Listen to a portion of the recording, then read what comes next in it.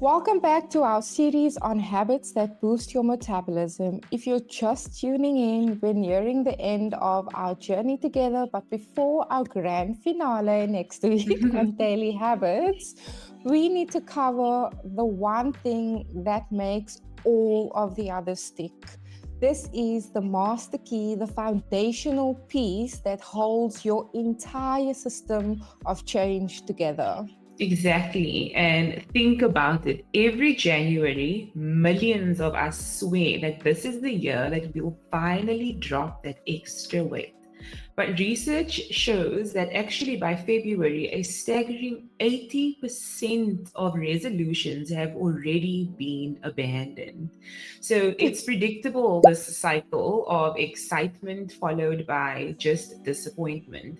But that cycle isn't a willpower problem, it's an identity problem. Ooh. So today we're not just giving you another tip, we're flipping the entire script on how you see and view yourself. We're moving from someone who wants it to someone who is it. And we've kind of touched on this in the beginning about becoming her. And this is a little bit more of that. So that you can finally see and break the cycle and never have to feel like you're quitting on yourself again.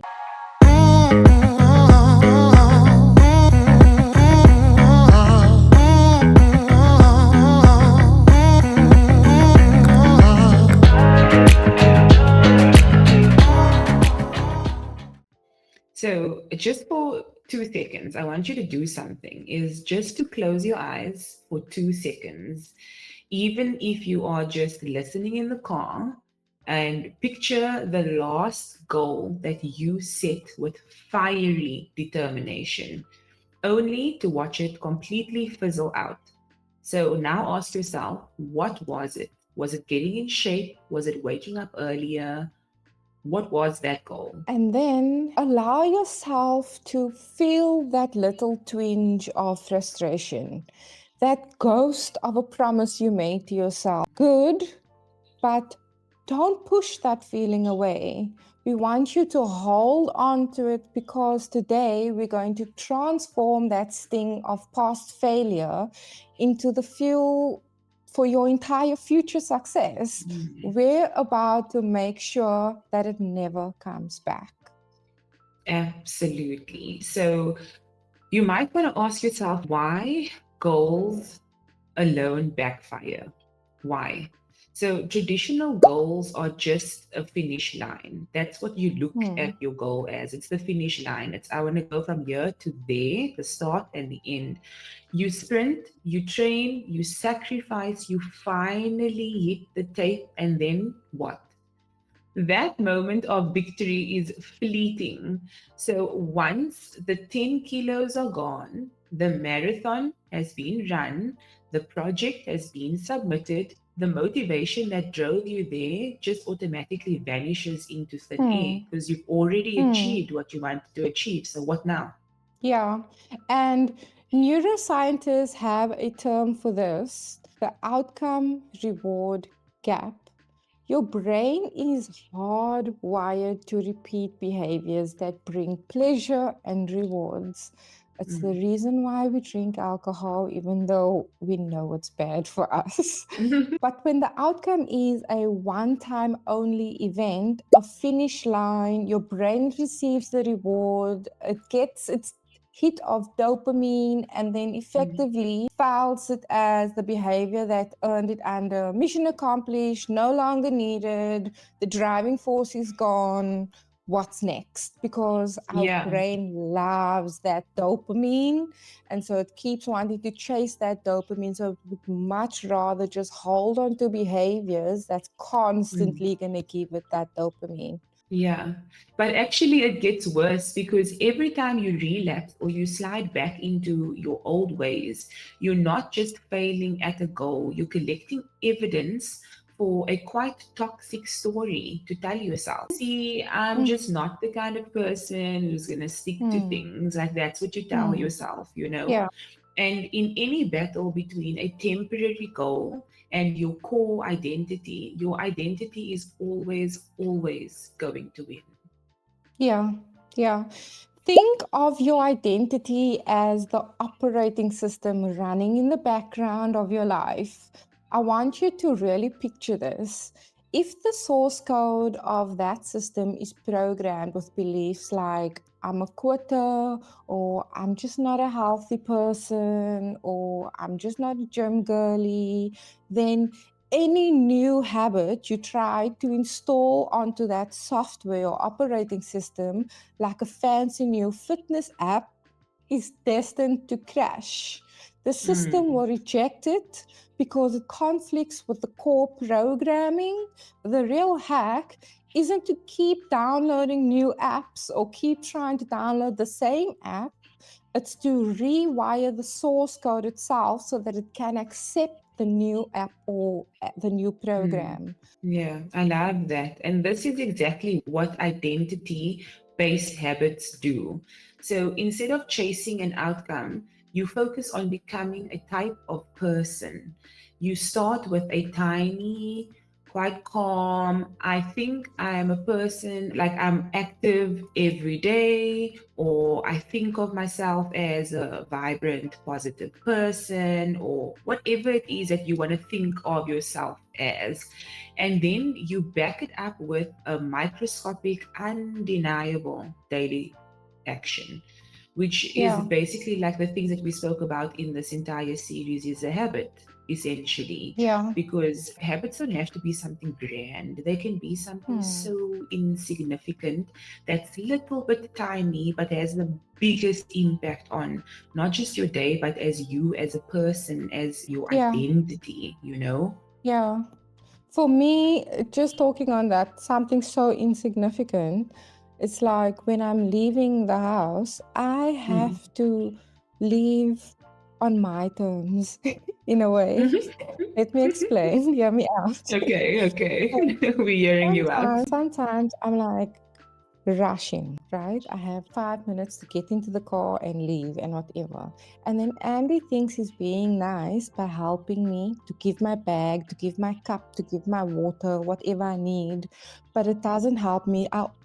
Always forget stuff when that happens because I need to Mm. do my process when I leave.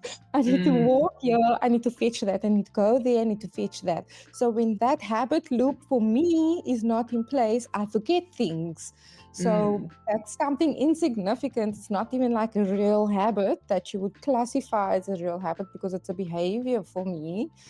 Yeah. Um, yeah, just a silly But example. still, without it, your day goes to poop, actually. I That's was how I going to got say the locked other out of word. my house. That's how I got locked out of my house twice. Because you forgot to take the key, because you I didn't forgot to finish take my your route. loop. Yes. Yeah, Yes. exactly. Yeah. So, and more on this, research by Dr. Benjamin Gardner, a leading psychologist in habit formation, we've spoken about him before, shows that Mm. when a behavior becomes automatic through repetition, it no longer depends on conscious motivation or fleeting goals. He defines habit not by how often you do something, but by its automaticity. So basically, how easy it flows and fits into your life. The point is Mm. where it becomes second nature. And listen closely, because this is the key. When you change who you believe you are, the corresponding habits stick without all the internal drama and struggle and Mm. misidentification that you might Yeah. experience. Yeah. And theory is great in everything that we are studying. Theory is amazing. But then, how do you actually put this into practice is something that you will ask yourself. Hmm. How do I bring this from the words to action, basically? Yeah. Let's walk through it together. So, step one is that you decide who you want to be. Who do you want to Mhm. be? Who do you want to show up as? Not what you want to achieve. And I think this is the confusion always is that people lose their identity in the goal. I want to achieve this Hmm. thing, and they become this cutthroat person, tunnel vision. This Hmm. is where I'm going. Hmm. They don't care about who they are becoming or who they Hmm. actually are. So it's Hmm. important to identify who you are and not necessarily what you want to achieve. And this is such a crucial shift because you trade, I want to run a 5K for a more powerful statement like I am a runner. That's a Yeah. complete mind shift.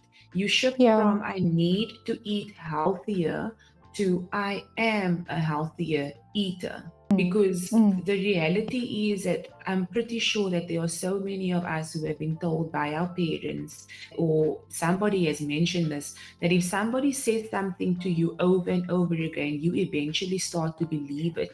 And this was Yeah. said when other people will call you stupid, or other people will tell Yeah. you you're not smart, or you can't do this, you can't do that. You actually start to believe it. But even more so, when you say those things to yourself, you absolutely 100% Mm-hmm. also believe it.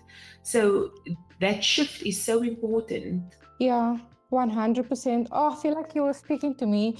Anyway, does it feel a little strange or even fraudulent to say that out loud right now? Then perfect. That's the Mm, sign that it's working. It means you're pushing the boundaries of your current self concept. Identity isn't built on wishes, it's built on receipts and proof. I feel like this episode is speaking to mm. me exactly It in is every very, possible very way. loud. Same. Same. So that brings us to step two. You pick a win so small, so laughably simple that it's impossible for your brain to actually argue with it. A runner doesn't need to run a marathon tomorrow. They just Mm-hmm, need to lace up their shoes and walk to the end of the driveway. A mm-hmm, healthier eater adds one handful of spinach to their lunch. The goal isn't to get results yet, it's to cast a vote for your new identity. It's too mm-hmm. small to fail, but it's just big enough to count as proof. Like, And that's right there. That is what leads to step number three, to cast that vote mm, daily, relentlessly. Say your daily prayers, mm, especially on the messy and imperfect days.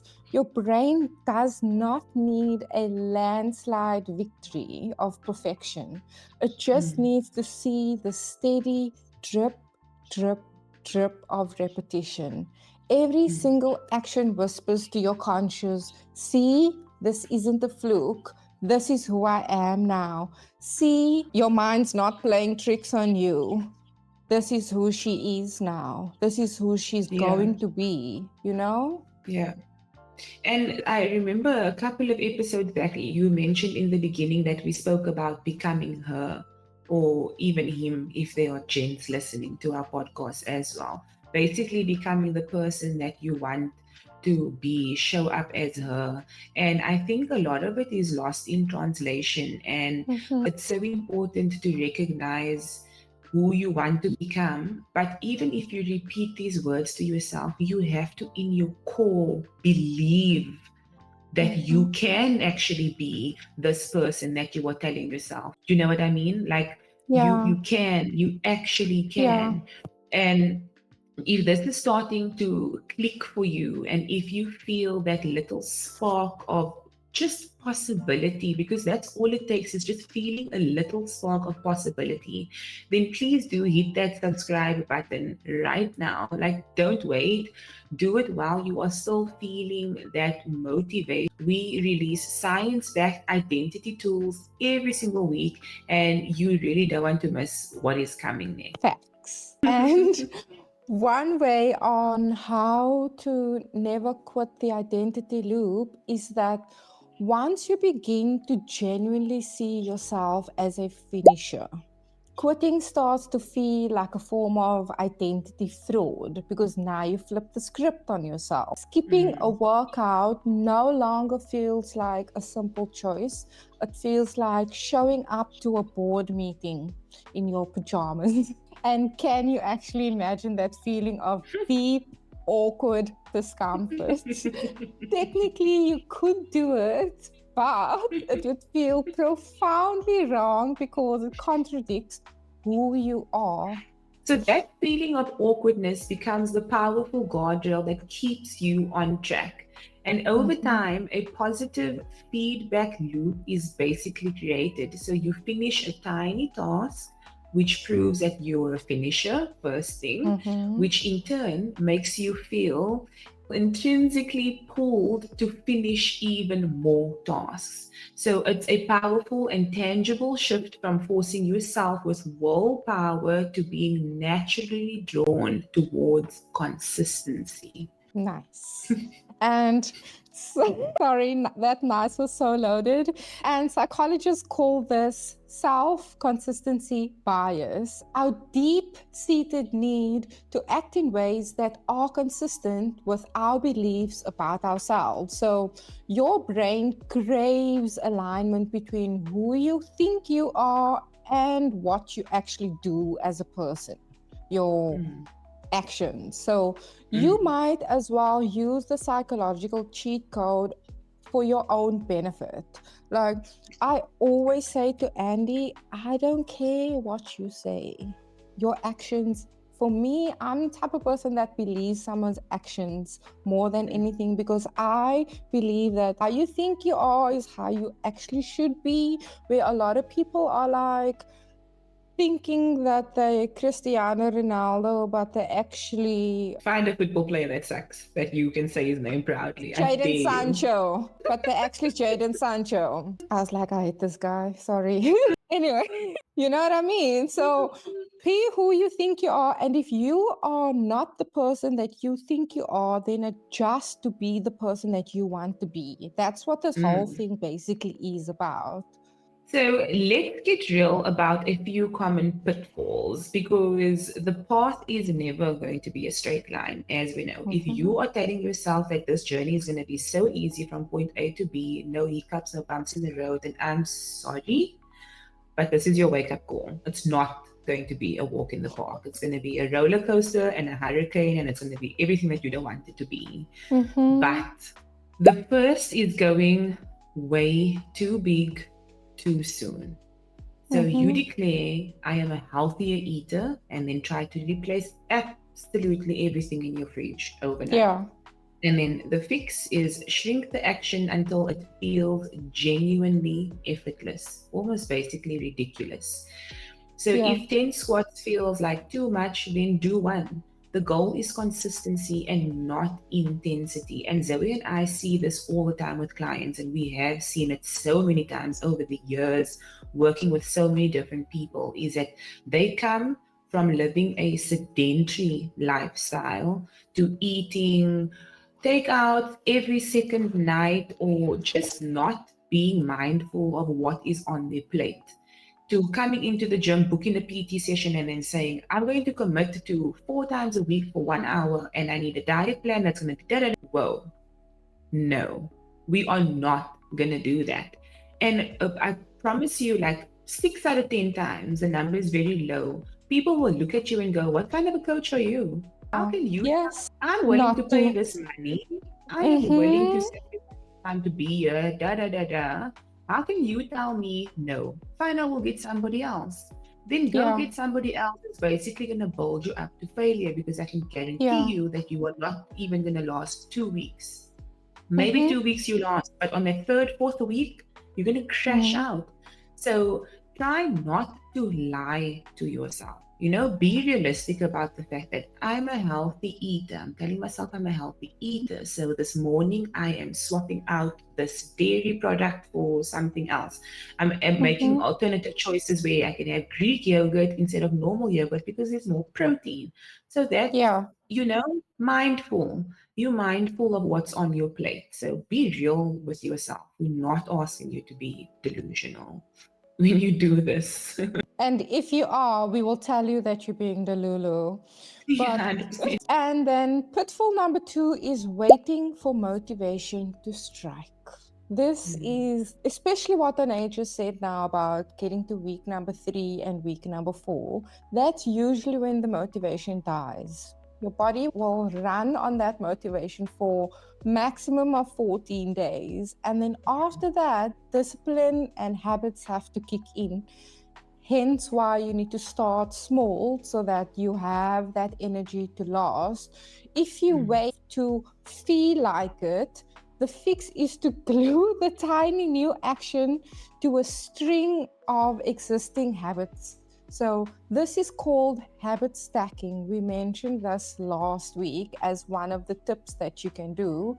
And the formula is simple. After I go for my run, I will stretch. Or another example, after I pour my morning coffee, I will meditate for 1 minute.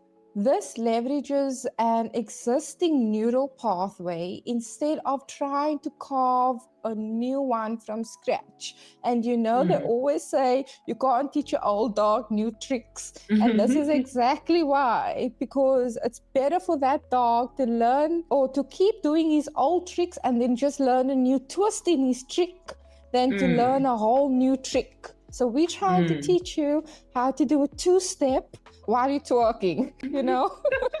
The visual. I just do want to apologize if you guys do hear any badgering or whatever. My neighbor decided to pull out his drill. Oh, So same, same. just apologies Someone's for that. mowing the lawn right now. So, Okay, and third, the most subtle pitfall is identity whiplash. So, this is trying to become a minimalist, a marathon runner, and a gourmet chef all before breakfast because you woke up and believe that you are still in your dream for some reason. And it's way too much change for your brain to actually handle all at once. So the mhm, fix here is to lock down one identity first. So make it absolutely bulletproof. Like you could do this in your sleep. You could actually wake up mhm, from your dream and feel like you are still dreaming. That's how good this is right now. And then you stack the next one onto that solid foundation, which is what Zoe literally just mentioned. So if you think about it, for example, to give you a visual actually, imagine you have a bunch of glasses, right? So glasses are all open at the top and closed at the bottom. So now you want to stack them on top, and your goal is to get them to stand tall. Putting the one inside the other is not going to allow for this glass to stand tall. It's all just going to go one into the other, literally. There's no height there.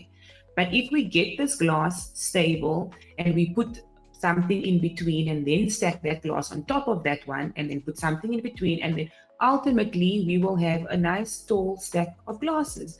So basically, think about your habits like this. This is your habit, you secured it, now you can do mm. another. You secured it, then do another habit. That is a very good visual. And we want to make this even more real for you guys. So drop a comment below right now with the one tiny, almost too small to count vote you will cast for your new identity today. And what will that actually be? And please take a minute to read through the other people's votes as well. It's like having a free spotter for your brain. So if you are driving, make a mental note to check back later, scroll for 30 seconds, and then find a comment that resonates and give it a thumbs up or high five a stranger. It's cheaper than therapy and it's absolutely incredibly powerful. So now we're going to jump into real life story or testimonial or example. And we really just want to cement this and bring it home for you guys so that you understand. And I had a client, let's call her Susan. And Okay. Susan, she was completely reliant on ready to cook meals from Woolies. She desperately wanted to eat healthier, but after every brutal day at work, she was like, you know what? Oh, can't be cooking today. Just the idea of cooking felt like climbing a mountain, you know?